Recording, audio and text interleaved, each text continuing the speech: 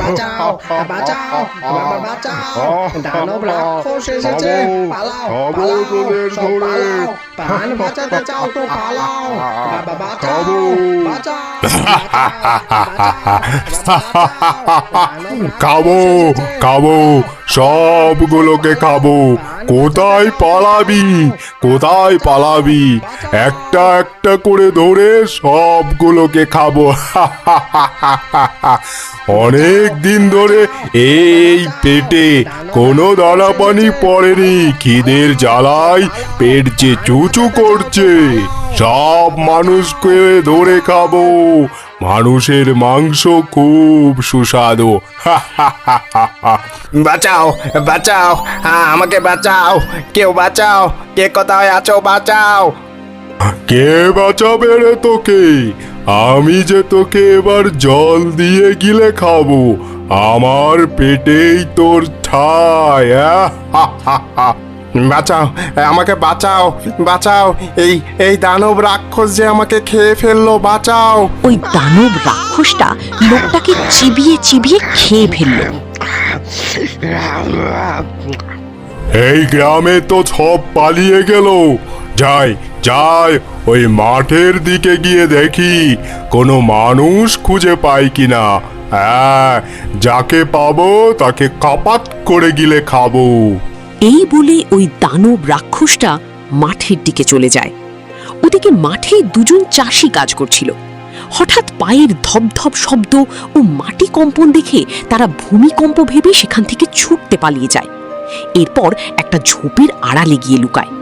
আর রাক্ষসটা মাঠে কাউকে না পেয়ে প্রচন্ড রাগান্বিত হয়ে সমস্ত ফসল নষ্ট করে দেয়।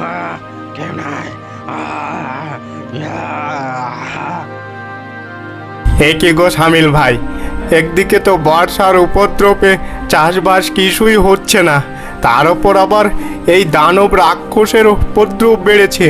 দেখো দেখো আমাদের ফসলগুলোর কি অবস্থা করেছে গো।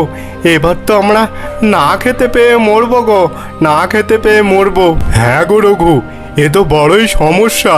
চলো চলো, আমরা বরং মরুল সাহেবকে গিয়ে জানাই গা, না হলে তো আমরা না খেতে পেয়ে মরবো গো। হ্যাঁ শামীম ভাই, তুমি কথাটা মন্দ বলনি। চলো আমরা মরল সাহেবকে গিয়ে জানাই গা, এর একটা সমাধান করতেই হবে। হ্যাঁ, সমাধান করতেই হবে, না হলে যে আমাদের পেটে দানা পানি পড়বে না গো। এ যে রাক্ষস আমাদের সবগুলোকে গিলে খাবে। এরপর সবাই মিলে গ্রামের মোড়ল সাহেবের কাছে গিয়ে সমস্যার কথাটা জানালো।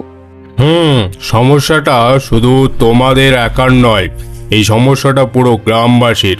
শুনেছি পাশের গ্রামে নাকি দু একটা মানুষকে ওই দানব রাক্ষস চিবিয়ে খেয়েছে, আর এভাবে চলতে থাকলে তো পুরো গ্রাম শেষ হয়ে যাবে। মরল সাহেব, আমাদেরকে বাঁচান, যে করে হোক ওই দানব রাক্ষসের হাত থেকে আমাদেরকে বাঁচান। কিন্তু রঘু, অত বড় দানব রাক্ষসের সাথে আমরা যুদ্ধ করে জিততে পারবো না, ও আমাদেরকে গিলে চিবিয়ে খেয়ে ফেলবে। তবে কি মরল সাহেব, আমরা আর বাঁচবো না? আমাদের এই গ্রাম ওই দানব রাক্ষসের হাতে শেষ হয়ে যাবে? না রঘু, সেটা তো আমরা হতে দিতে পারি না। এর সমাধান আমরা না করতে পারলেও একজন আছে যে অনেক বুদ্ধিমান, সে এই সমাধান নিশ্চয় করতে পারবে। কে জমিদার সাহেব? নাম করুন, নাম করুন, আমরা তার কাছে যাব, পায়ে ধরবো, পায়ে ধরে হলেও আমাদেরকে যে এই দানব রাক্ষসের হাত থেকে বাঁচতেই হবে। আমাদের পাশের গ্রাম রূপনগর, সেখানে বিমল নামের এক লোক থাকে। সে নাকি অনেক সাহসী ও বুদ্ধিমান। একবার তাদের গ্রামে বাঘের হানা দিয়েছিল, ওই বিমলই বুদ্ধি করে সেই বাঘকে তাড়িয়েছিল। যাও, তোমরা দুজন মিলে সেখানে গিয়ে তাকে সমস্যার কথাটা জানাও এবং বলবে যে আমি মরল সাহেব পাঠিয়েছি, নিশ্চয় সে একটা সমাধান করে দেবে। এরপর রঘু ও কাশেম দুজনে মিলে বিমলের বাড়ি যায়। গিয়ে তাদের গ্রামের সমস্যাটা জানায়। এই সমস্যা জেনে বিমল রীতিমতো হতভম্ব হয়ে যায়। ও আচ্ছা, এই ব্যাপার, এ তো অনেক সমস্যা। তোমরা চিন্তা করো না, ব্যাটা রাক্ষসকে কালই আমি গ্রাম ছাড়া করছি। যাও এখন, কালকে শুনতে পাবে রাক্ষস ব্যাটা এই গ্রাম ছাড়া হয়েছে। এই কথা শুনে দুজনে খুব খুশি হয়। পরের দিন সকালে বিমল রাক্ষসের কাছে যায়। এই বদমাস দানব রাক্ষস, তুই নাকি এই গ্রামের মানুষকে ধরে ধরে খাচ্ছিস শুনছি। তোর এত বড় সাহস! আরে আরে আরে, এ তো দেখছি মেঘ না চাইতেই জল।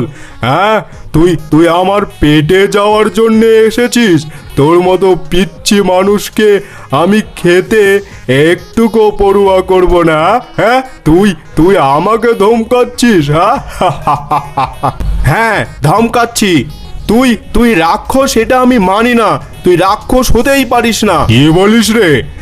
এত বড় শরীর, এমন চেহারা দেখেও তোর বিশ্বাস হচ্ছে না আমি রাক্ষস? হ্যাঁ, বল বল, তোকে কিভাবে প্রমাণ দিতে হবে যে আমি রাক্ষস? হ্যাঁ, এই তো তুই আমার পাতা ফাঁদে পা দিচ্ছিস বেটা রাক্ষস। হ্যাঁ হ্যাঁ, তোকে প্রমাণ দিতে হবে যে তুই রাক্ষস, তবেই আমি মানবো, না হলে আমি তোকে রাক্ষস মানবো না। বল বল, তবে কি করে প্রমাণ দিতে হবে আমি রাক্ষস? আর যদি প্রমাণ দিই তবে তবে এই গ্রাম থেকে রোজ একটা করে মানুষ তোর আহার হতে আসবে নিজের থেকেই। তোকে কষ্ট করে যেতে হবে না রে রাক্ষস। বিমলের এমন প্রলোভনে রাক্ষস প্রচণ্ড খুশি হয়ে যায়, কিন্তু রাক্ষস জানতো না বিমল আসলেই তার সাথে কি করতে যাচ্ছে। বাবা, এ তো অনেক ভালো হবে। আমার পেট পূজা হবে, তাও কোনো কষ্ট না করে। বল বল, আমি প্রস্তুত। এই যে দেখছিস, এই বোতলটা দিয়ে রাখলাম। তুই যদি রাক্ষস হোস, তোর তো অনেক ক্ষমতা। তুই ছোট হয়ে এই বোতলের ভেতরে ঢুকে দেখা।